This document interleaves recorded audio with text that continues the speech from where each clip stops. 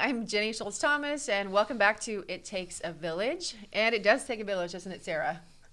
Takes a village to keep ourselves sane, and admittedly we are a little giddy here this morning, just talking about how we are preparing for the election, how we're taking care of ourselves, and sometimes silliness and being kind of absurd is a good way to just kind of do some self-protection. That's right.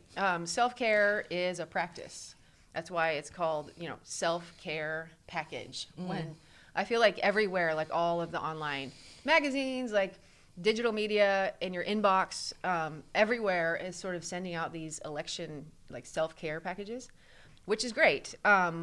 Surprisingly, this morning I opened an email from Nebraska Medicine, and it said something about how to take care of yourself, post-election or during this season. And so I opened it, and then I started scrolling down looking for that particular, text. And on there were all of these other things, like what will happen to your thyroid if you do X? What is the, number one foundational question about cancer diagnoses? All of these other things. And I thought, as we think about how to care for ourselves, it's really important that we look for resources that we know can support us. So, Nebraska Medicine was trying to do a good thing, but in there were all of these other things that are anxiety producing. So one of the things we want to talk about is where are places that we can seek spiritual help, physical, mental kind of practices, meditation exercises. I know I'm sending out a letter to the congregation this weekend pointing us to the UCC. There is it's the movement is offering an election self-care package with a lot of amazing things in there. There's a meditation, and then, of course, a prayer visual leading up to the election. And you can even offer your own prayer requests in there, and our general minister and president will be reading those. So, yes, there's a lot of things that are inundating our lives, but this is a moment to slow down, to take a deep breath, because elections happen often, but this one seems to be quite loaded, and we are all kind of full of angst and waiting and kind of wondering what's going to happen. So let's slow down and kind of take care of ourselves. How are you taking care of yourself right now, Sarah? Well, I think what I'm doing is kind of boring, but honestly, the boring things work. And, I go to the gym pretty much every morning. I use that as a time to de-stress and kind of just reset for the day, because even though I just slept all night, I can sometimes wake up anxious, and it feels like I don't really get through that and get kind of into a better frame of mind till after I work out. So I feel like that's really important, taking time to do like centering prayer or meditation, settling into that, talking to friends about things that aren't about the election. That's right. Just having like human to human conversations. Having kids is always something. I mean, having kids. Everybody go get some kids. We all have kids. We all Some have of us. kids. Or pets. Pets are also like great. Our kids, yes. But people who have other priorities other than the election, sometimes can feel like we want to focus on this very important thing that's coming up, but hyper-focusing or hyper-fixating on it is usually detrimental to us. So I feel like having a chance to just do other things, whether, I have a friend who's watching the Hotel Transylvania movies. She's like 60 years old and doesn't have any kids. And she started watching them. Then she said, are there other kids movies that I should watch? I recommended Paddington. Nice. Because it's a good time to just watch things like that and, turn off the news and sometimes just relax and do something else. But how about you? Yeah, that's great. I think, yes. I mean, this past weekend, we had a long weekend, and so our family went to Colorado to the mountains to get away. I'm one of those people who is all in when I'm here, when I'm engaged, whether it's in work or parenting or the other things that we throw our lives into. And so I have to get out of the zip code to really kind of be away and remove myself, because I'm, a news junkie and all the things, all the apps, the podcasts, the text, the notifications. So one of the things I think I have learned about myself is that I have to set really clear boundaries for self-care. And so that looks different for all of us. In reading through some of the opportunities to take care of ourselves throughout this election cycle, I found a professor from Temple University, and he listed out these really wonderful boundaries. around just small, simple things like you're talking about. Like sometimes it's the small things that get us through, but turn off your social media or just put your phone down for a while, but really set boundaries. Maybe say, I'm only going to check, the news or this app or listen to this podcast, for 30 minutes a day. Or even, some people have a hard time. One of my closest best friends in the world who I saw this weekend, she's amazing. We call each other Capricorn sisters because we're both Capricorns and too intense for the world. And so when we're together, we can just be so intense and our spouses are like, what the heck, and leave us alone. But she cannot, anything negative, like she's like, I can't watch scary movies. I can't talk about bad things. It's like, she said, I'm on the verge of toxic positivity all the time. Her boys are always telling her that. But she has this really great boundary around the things that she allows, like she does not watch the news at all during the election cycle. They talk about with their kids, but they don't watch anything. They vote, they talk about, important values that undergird who they are as a family. But for them, the boundary is like really intense, right? I don't think I could not watch the news or be plugged in, but I think it's important to know who you are and what you need and she has a lot of anxiety. And so that's one of the ways that she has, decided to take care of herself. But yeah, I think doing those little things, I need to be outside. I take walks, I do runs, I take my kids on walks or, anything that's getting outside so that we can be in touch with nature, right? The natural world has a lot more to offer us than the one we've created sometimes. So that's what we do. I think one of the things that we've been thinking about and talking about is, we know that this election is fraught with so many divisive identities, politics that have gone off the rails, and probably always politics are a little bit off the rails and politicians. And so there's no winner, there's no loser. But when we other ourselves or when we kind of get caught up in this cycle of, we're on one side or the other, we start to really lose sight of the humanness within each other and even in ourselves. We become this other raging person who's on their phone or watching the news all the time. And so as, people of faith, we want to root ourselves in a compassionate, loving presence. And that's Spirit's call, is to slow down and let yourself be the child of God that you are, and then seek to see others in the same way. And I think if we're failing to see ourselves or others in the same way, that's when we know we need to do something different. We need to meditate or pray or just be with a friend or go on that walk. I think it's knowing that we can all get caught up in this cycle of fear. And I know I am. I'm sort of like, oh my gosh, what's going to happen? And right. So slowing down and giving ourselves what we need, even if it's different than our best friend or our spouse or our kids, making sure we take care of ourselves. That's the faithful response. Be, the incarnate presence, the beloved soul that you are, and God will be with you. That might sound simplistic, but that's the deep truth of faith and being a person of faith. Right.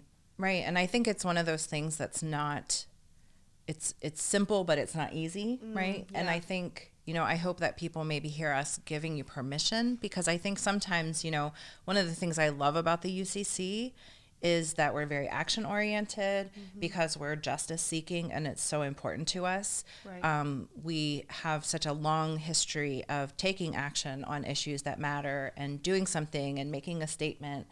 But I think that sometimes then we can get caught up in feeling guilty if we are taking care of ourselves. So we feel like all the time we have to be marching or petitioning or, doing something that feels active towards the outcome that we want. And I've been thinking about the ways in which, at some point it's sort of like you've done all you can and then you have to just rest. Otherwise it's sort of like that, minimum effective dose. It tips over into actually becoming harmful. Yes. To do too much. And so, if people are feeling like I need to do something, do something active, but maybe with your body or with your community, and then give yourself permission to rest and to kind of check out and replenish, because we've been talking too about being aware that we probably will not just be able to have that sense of closure on election night, either direction, either candidate.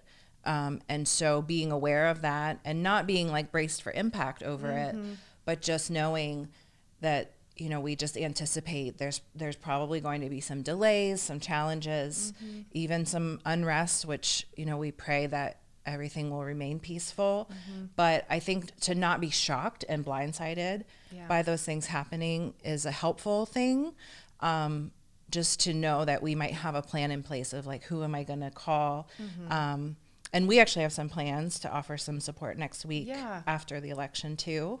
Yes, we do. And I love that you're saying that, because the church is always here. I mean, the church, we are here for each other. I mean, Sarah and I, we are one member in this collective whole, but want to make sure that we are creating and cultivating space, so that when you are feeling unrest and where those days of ambiguity about who's here and there, what's happening with the election, fear will be all over the news media.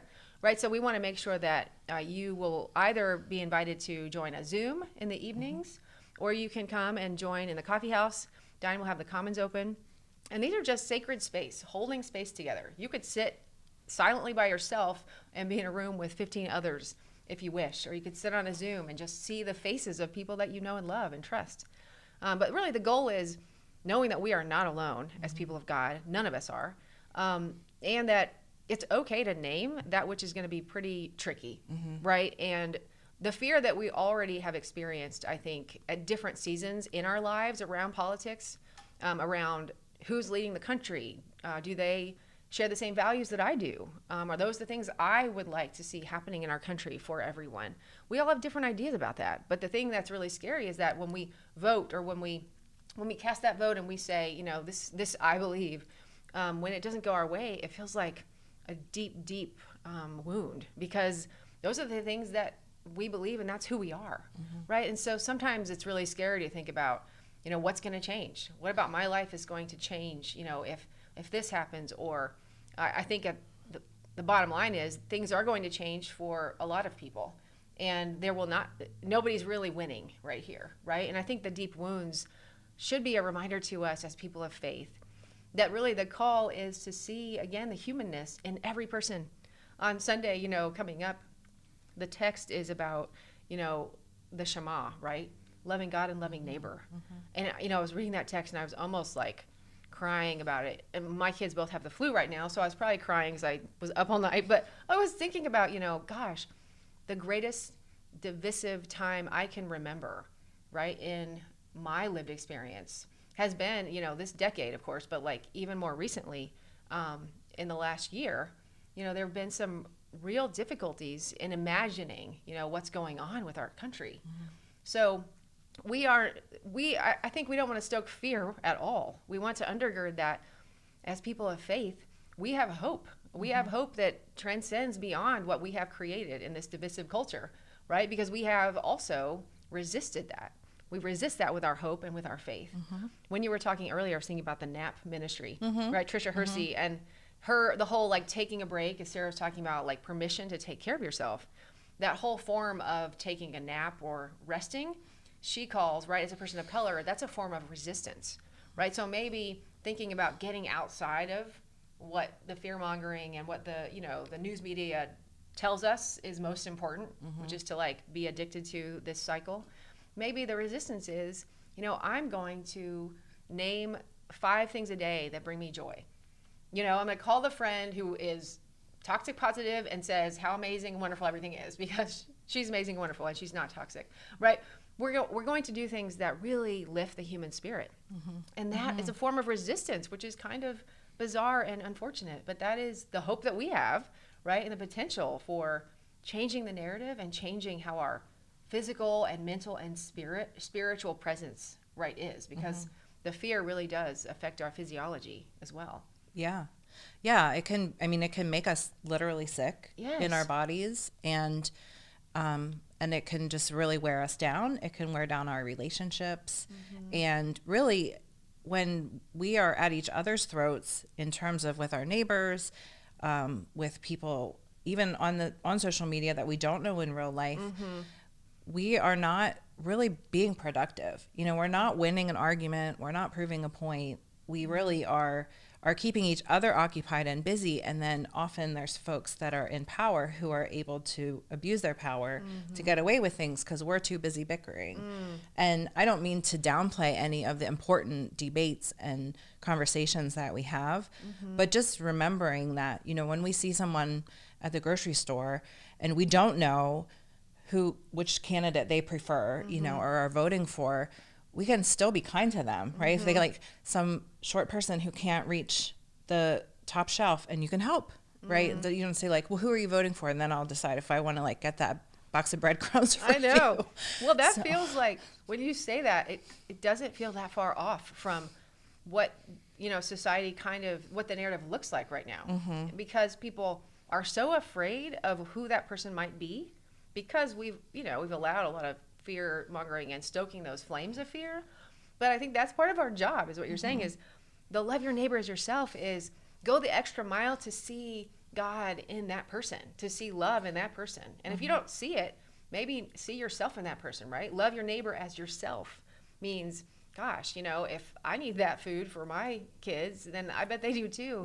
Yeah, I think that is so elemental, is to be reminded of the greatest call, right, upon us as the church, is to be an example of how to counter what the world is telling us is important in this life.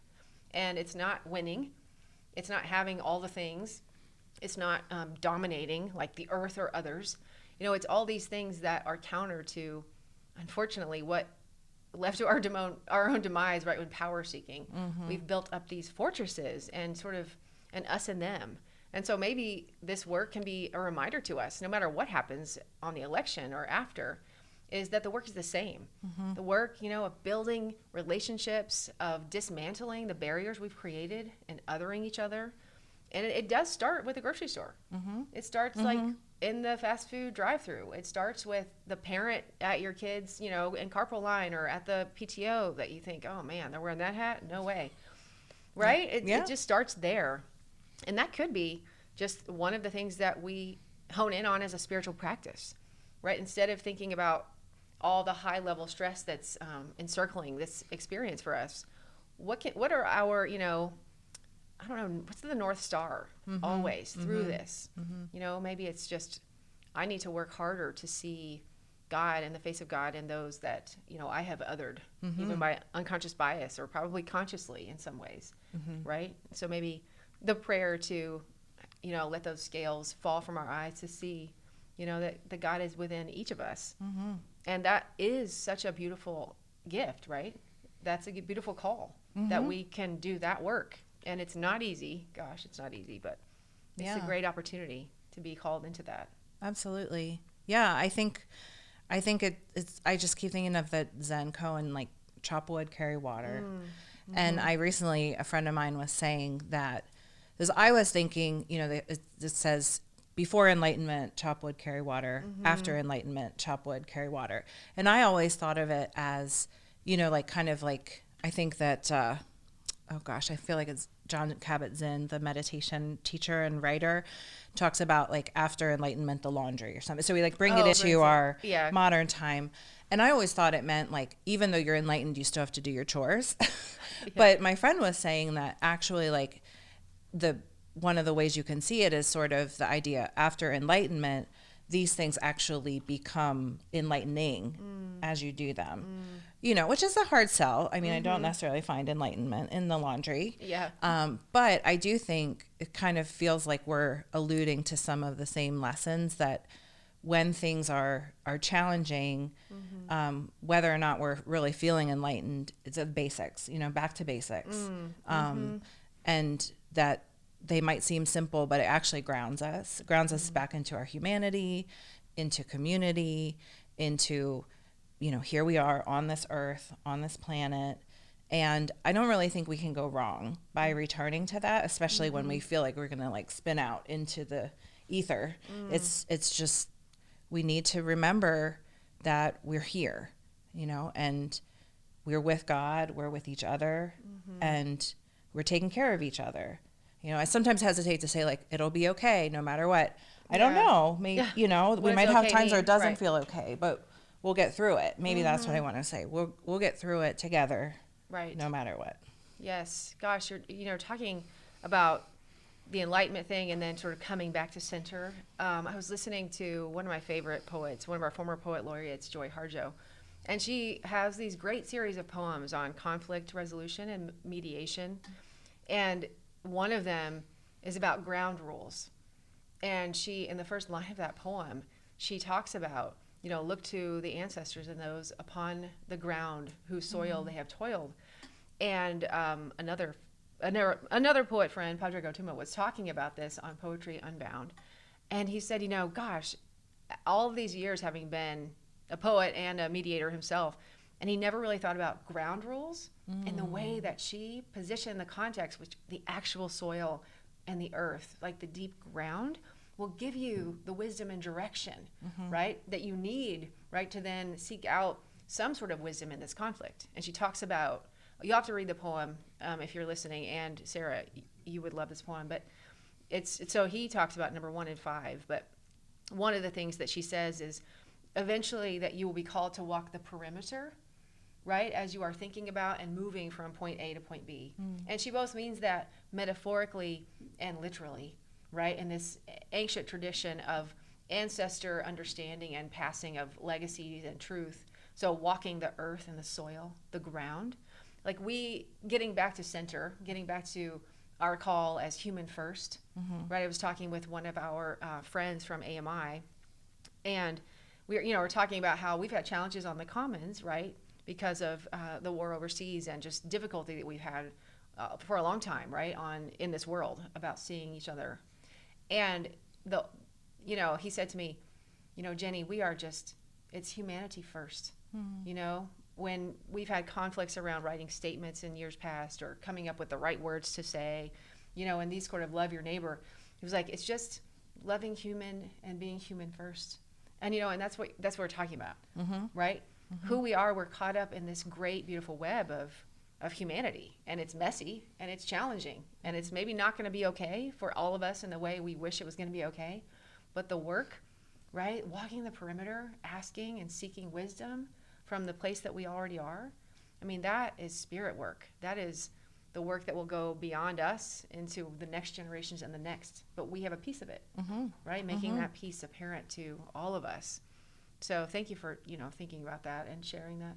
Yeah. That reminded me so much of, poetry can be such a great tool as you think about the words that are cyclical and mystical and not always just, on point, but kind of the journey around sometimes gets us right through where we need to go. Yeah. Well, we have had a lot to think about, right? And we wanted to just be able to share a little bit with you, our congregation and friends, and know that we are here, of course, for prayer, for conversation, to go on a walk, anything that might be supportive to you as you prepare to take care of yourselves during this week. If you have thoughts, questions, or you want to join us here at Countryside or on Zoom, look for an email from the church that gives you and shares all those information, as well as a Zoom link. Sarah will be holding prayer on Thursday morning at 9 a.m. So there are a lot of ways to be involved, but whatever you need to do, set your own list of boundaries and make sure that you do intentionally have a plan for how you're going to care for yourself during this week. And remember that we serve a God who is with us and within always, that we don't have to fear, that God is here. Have a great week, and we will be here and see you next week.